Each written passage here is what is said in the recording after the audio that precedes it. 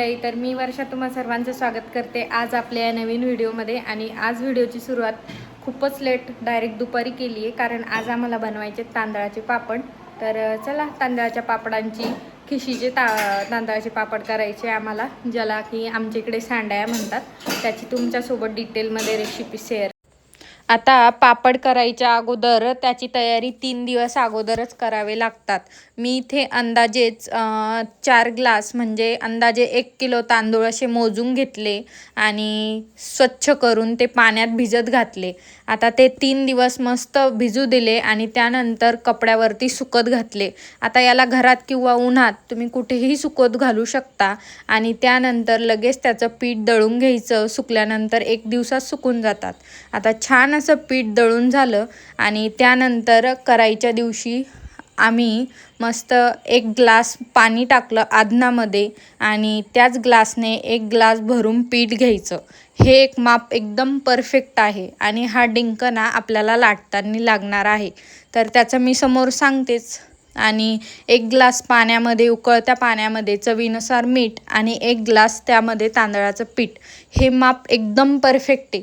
तुम्ही पहिल्यांदा सुद्धा सांडया किंवा तांदळाचे पापड केले तरी तुमचे पापड अजिबात बिघडणार नाही। आणि त्याला असं बेलण्याने किंवा लाटण्याने असं घोटून घ्यायचं आणि त्यानंतर बराच वेळ त्याला शिजू द्यायचं, जेणेकरून जर आपली खिशी जास्त शिजली नाही, प्रमाणाच्या आतच राहिली तर पापड फाटतात किंवा चिटकतात। आता ही भरपूर अशी शिजून झाली होती आणि त्यानंतर एका ओल्या कपड्यावर ना काढून घ्यायचं। ओल्या कपड्यावर काढून घेतल्याच्या नंतर ते खूप गरम असतं, असं वरतून असं त्याला मळून घ्यायचं। तुम्ही जेवढं छान मळाल तेवढे तुमचे पापड खूप छान येतील। आता आत्या याला भरपूर मळून घेताय आणि सगळं आज आत्याच करताय आणि मी शूट करते। आता हा व्हिडिओ मी 2-3 दिवस मिळून शूट केलेला आहे, तर तेवढं समजून घ्या। आता हे बघा, पीठ एकदम मळून एकदम एक घट्टसर एक गोळा झालाय त्याचा आणि हे बघा किती सॉफ्ट झालंय। तर आता याचे आपल्याला पापड बनवायचे। आता पापड बनवताना एक सोपी ट्रिक आहे। आपण पापड लाटताना जे बेलनं फिरवतो ते फक्त समोर फिरवायचं, मागे घ्यायचंच नाही। आपण बेलनं मागे घेतलं की आपले पापड फाटतात। आता बेलण्याने असं समोर करत जायचं, एकदम पातळ असे पापड लाटायचे आणि एवढे छान फुलतात हे पापड की तुम्ही विश्वास पण करणार नाही। आणि त्यानंतर हे बघा, पापड तर लाटून झाले होते, ज्याला आमच्याकडे सांडया म्हणतात। आता कुणी याला तांदळाचे पापड सुद्धा म्हणतं। तर या सांडयांना ना दुरडीवर टाकावे लागतात। दुरडीवर असं छान टाकून घ्यायचं, जेणेकरून त्या चिटकत नाही। आणि पालथी दुरडी टाकायची आणि त्यावर त्या सांडया टाकायच्या आणि त्यानंतर उन्हामध्ये सुकत घालायच्या। आता ह्या सावलीत सुद्धा सुकून जातात, उन्हात तर 1-2 तासातच सुकून जातात। आणि त्यानंतर हे बघा, आमचं लाटणं कसं सुरू आहे। तर आता गावाकडे म्हटल्यावर गावाकडची मज्जा तर वेगळीच असते आणि गावाकडे असं असतं की आपण कुणाला म्हटलं की हे काम करायचं आहे, मदतीला येसाल का, तर ते लगेच येतात। आता इथे गावाकडे शहरासारखं अजिबात नसतं।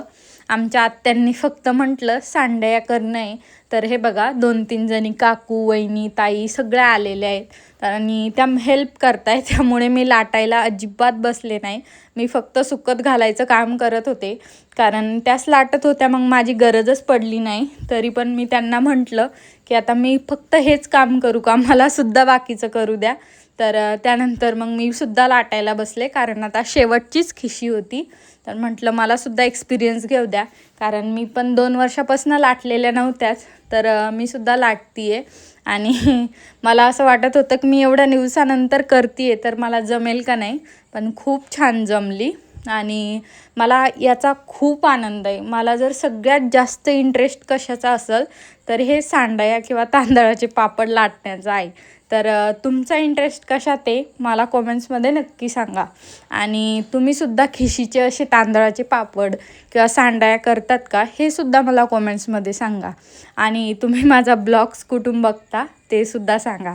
तर चला, हे बघा मी किती छान तांदळाचा पापड बनवतीये।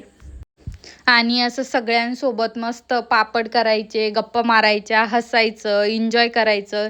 हे फक्त गावाकडेच मिळतं हां. आता ह्या सगळ्या बायका शेतातून खूप दमून आलेल्या आहे, पण तरीसुद्धा त्या दुपारी येऊन पापड लाटताय, एकसोबत मस्त एन्जॉय करताय.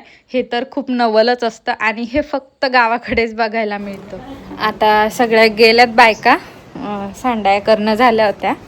तर आता हे भरून ठेवते टफमध्ये, कारण इथे बाजीवरती ना सावली आलेली होती. तर मग उन्हात वाळून जातील त्या लगेच आजच, कारण त्या पातळ राहत्या. तर वाळायला एवढा काही उशीर लागत नाही, त्याला वेळ लागत नाही.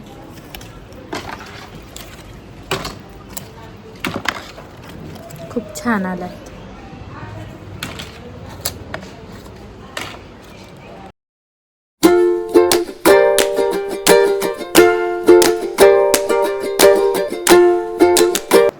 हे बघा एवढं टब भरून झाल्यात. तर मस्त छान आल्यात पातळ. आणि आता उन्हामध्ये ठेवते थोडा वेळ, म्हणजे वाळून जाईल. खूप पातळ आल्यात आणि पांढऱ्या शुभ्र सुद्धा आल्यात. तर आता 4 वाजलेत, कपडे काढून घेते. आमचे कपडे पण अंगणामध्ये सुकतात असे इकडे.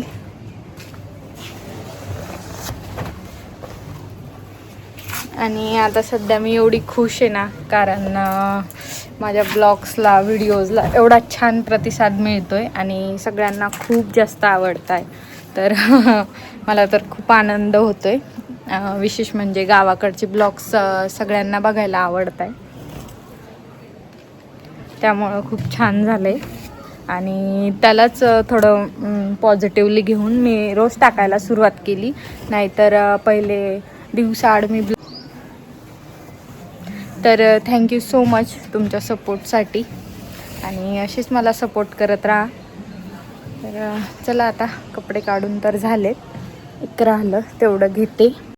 आता सांडाया तर वाळून रेडी होत्या. तर म्हटलं एकदा तुम्हाला तळूनसुद्धा दाखवूया की खरंच सांडाया किती फुलतात. आपण ज्या पद्धतीने सांगितल्या त्या पद्धतीने जर केल्या तर हे बघा किती छान फुलत आहे.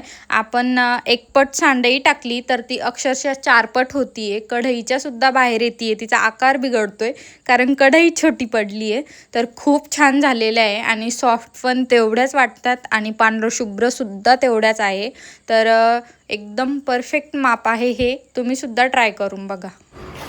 तर हे बघा किती छान मस्त. आणि बघा एवढीशी सांडई होती तर किती मोठी फुललेली आहे. तर आणि अशी खूप सॉफ्ट सुद्धा झाली आहे. तर खूप छान आल्यात हे बघा. तर मला आणि पांढऱ्या शुभ्रता एवढ्या आल्यात आणि फुलता पण खूप आहे. तर खूप छान आल्या, तुम्ही सुद्धा ट्राय करून बघा एकदा. आणि माझ्या कशा झाल्या मला कमेंट करून प्लीज सांगा. आता ना मी इकडे गिरणीमध्ये दळण टाकलं आहे आमच्या. बघा मी म्हटलं थोडासा वेळ आहे तर दळून घेऊया. आणि गिरणीचा आवाज खूप आहे ना, त्यामुळे इकडे येऊन बोलतीये.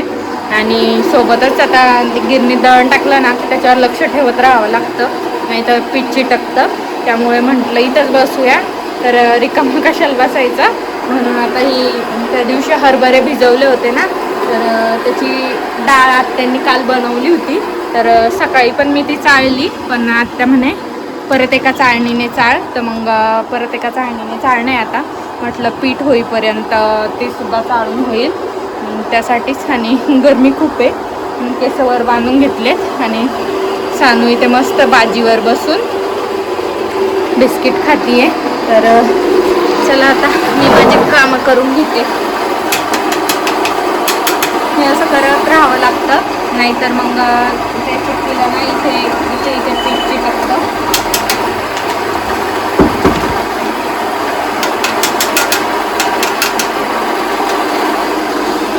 आता डाळ चाळून घेते बसल्या बसल्या, आणि मग निवांत थोडंसं बसेल 5-10 मिनटं आणि मग स्वयंपाकाची. तर आत्ताच माझं दळून झालं आहे आणि डाळसुद्धा चाळून झाली आहे. आणि आताच यांना चहा वगैरे दिला. आणि आता मी सुद्धा आरामात थोडी 5 मिनटं बसते.